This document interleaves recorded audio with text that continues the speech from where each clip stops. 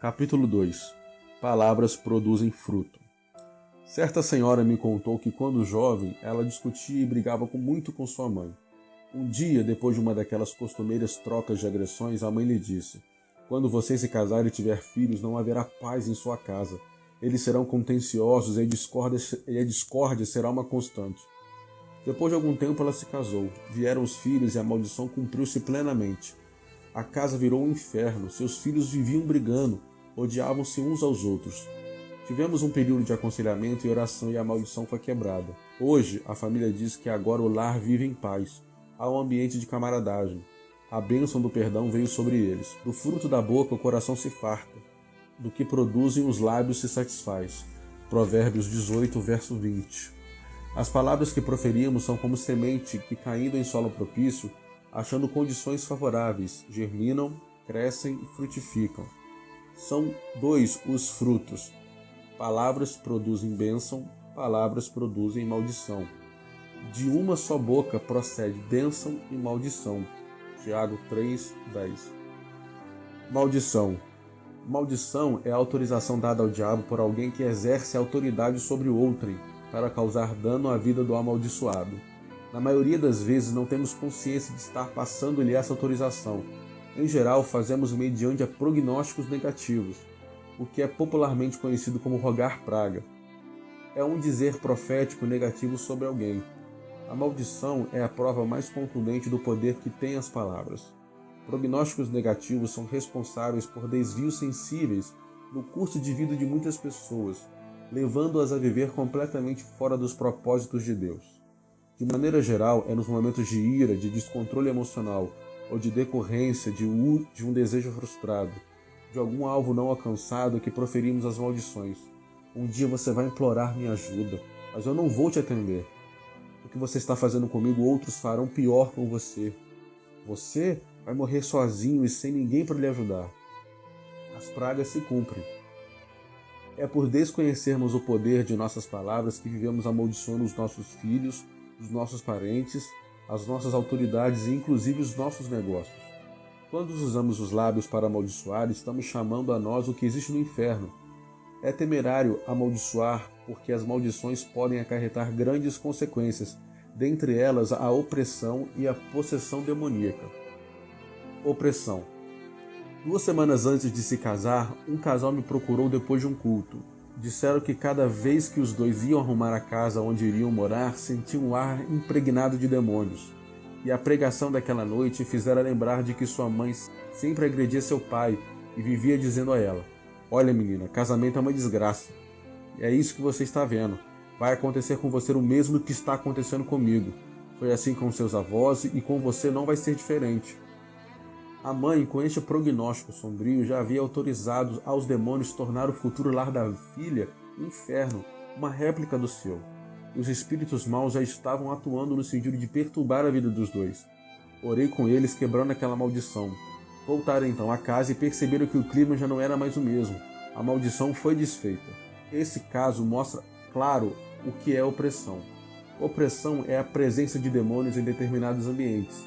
Eles invadem determinado local e o tornam pesado, carregado. Os demônios assediam as pessoas que moram ou frequentam o lugar, fazendo pressão sobre elas, e muitas vezes levando à depressão. Mas essa invasão só ocorre com nossa permissão, ou certos tipos de conduta que os atraem. Certos lugares são focos de demônios. Basta que entremos em regiões de boemia, prostituição, redutos de crime para sentirmos o ar saturado deles. Também locais onde funcionam centros espíritas, lares onde se opera a desonestidade, onde os familiares vivem contendendo e agredindo-se com o uso de palavras que já têm o caráter amaldiçoador. Desgraçado, safado, peste, praga, danado, atentado, etc. Mesmo onde moramos pode haver opressão. Há famílias que todas as vezes que se juntam falam mal um dos outros, difamam. São lares onde as palavras são muito mais instrumentos de destruição do que de edificação. Esse tipo de conduta é um convite a demônios. É onde se sentem bem. Palavras negativas, queixosas ou lamurientas também dão lugar à opressão demoníaca. Muitas vezes fazemos certas declarações que não são verdades. Não tenho nenhuma capacidade, sou muito infeliz, nasci para sofrer, ninguém gosta de mim, Sou um caso perdido. Deus tem um propósito para cada pessoa e provê a capacidade necessária ao seu cumprimento, para que conheçamos o que por Deus foi nos dado gratuitamente. 1 Coríntios 2:12.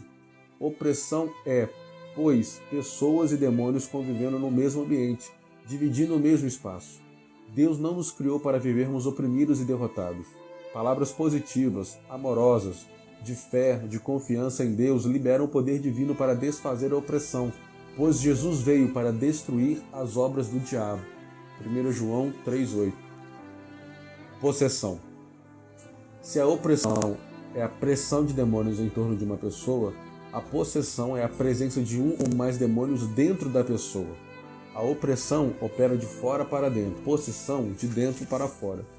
Um pastor amigo contou-me que certa vez levaram à sua igreja uma moça endemoniada, em busca de socorro. Durante 3 dias oraram e tentaram expulsar os demônios. Cansado, de barba por fazer e perplexo ante a resistência dos demônios, o pastor sentou-se ao pé da cama da moça, meditando sobre a situação. Era um fato inédito ao seu pastorado. Jamais enfrentara tanta resistência nessa área. Toda a sua experiência ministerial fora em vão. Depois de tanta luta, a moça ainda estava possessa. Ainda pensativo, tentando achar uma solução, levantou os olhos e fixou na mãe da moça, que estava em pé ao lado da cama. Sua feição raivosa, carrancuda, chamou-lhe a atenção. Será que a mãe tem alguma coisa a ver com o caso da filha? Pensou. Então o Espírito Santo o induziu a dialogar com ela. A senhora vive bem com a sua filha? Não. Qual é o problema entre vocês? Ela é estúpida, vagarosa e muito preguiçosa.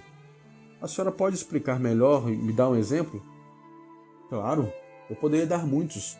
Na semana passada, essa menina passou dos limites de minha paciência. Quando ela voltava do estábulo com um latão cheio de leite, descuidada como sempre, tropeçou num galho, largou o latão e todo o leite derramou-se. Viu a falta da responsabilidade? Fiquei com tanta raiva de ter perdido o leite que gritei para ela: "Sua burra, preguiçosa, o diabo que te carregue!" O pastor discerniu imediatamente a razão da possessão. Na frase dita pela sua mãe naquele momento de raiva, estava a chave do problema. Agora ele sabia como proceder. Convidou então a senhora a sentar-se junto dele e com autoridade explicou-lhe passo a passo o mal que ela fizera. Mesmo sem intenção, entregar a filha ao diabo. E agora? Como posso livrar minha filha dessa maldição? Perguntou ela aflita.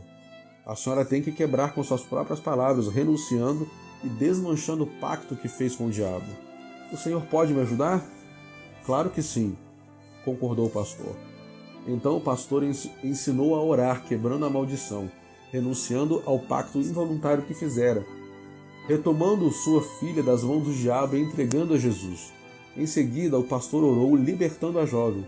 Terminada a oração, a moça permaneceu deitada, mas visivelmente calma. Logo depois, levantou-se tranquila, sorrindo, pediu para pentear os cabelos. A maldição cedeu o lugar da bênção e a moça foi totalmente liberta. A possessão é a pior consequência das maldições, quando os demônios não apenas dominam o ambiente, mas passam a controlar uma pessoa. Temos um caso de possessão. Uma vez possessa, a pessoa envolve-se em situações de vexame, tanto para si como para com seus familiares. Pode tentar matar-se, até mesmo cometer suicídio, porque são os demônios que falam e agem por ela. O jovem que andava sempre, de noite e de dia, clamando entre os sepulcros e pelos montes, ferindo-se com pedras, depois de liberto por Jesus, foi encontrado, assentado e vestido em perfeito juízo. Marcos 5, versos 5 e 15.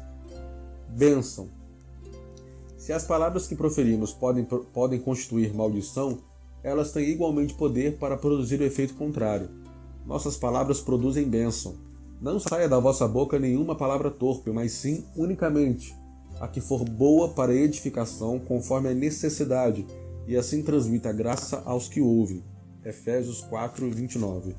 Quando parabenizamos, desejamos sucesso ou elogiamos sinceramente uma pessoa, estamos abençoando. Palavras de incentivo, de apoio, de solidariedade são mais doces do que o mel. Salmo 19, 10. O apóstolo Paulo fez uma confissão de vitória que até hoje é bênção para milhares de pessoas. Tudo posso, naquele que me fortalece. Filipenses 4,13. Deus nos chamou para abençoar a todos indistintamente. Jacó abençoou Faraó. Gênesis 47, versos 7 e 10. Abençoai aos que vos perseguem. Abençoai e não amaldiçoai. Romanos 12, 14. Nossas palavras têm o poder de criar situações favoráveis. Não estamos com isso endossando a prática de pensamento positivo.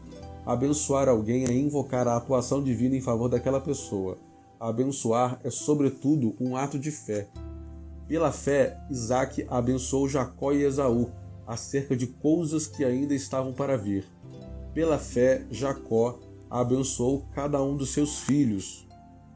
Abençoou também José. Hebreus 11, 20 e 21. Abençoar é declarar profeticamente o bem para uma pessoa, crendo que Deus endossará nossas palavras. É conclamar o céu em benefício nosso ou de alguém. A quem tu abençoares será abençoado. Números 22, 6. Deus quer que sejamos canais de bênção para outros. Semeemos hoje pelo menos uma bênção. Profetizemos logo ao acordarmos um dia de vitórias.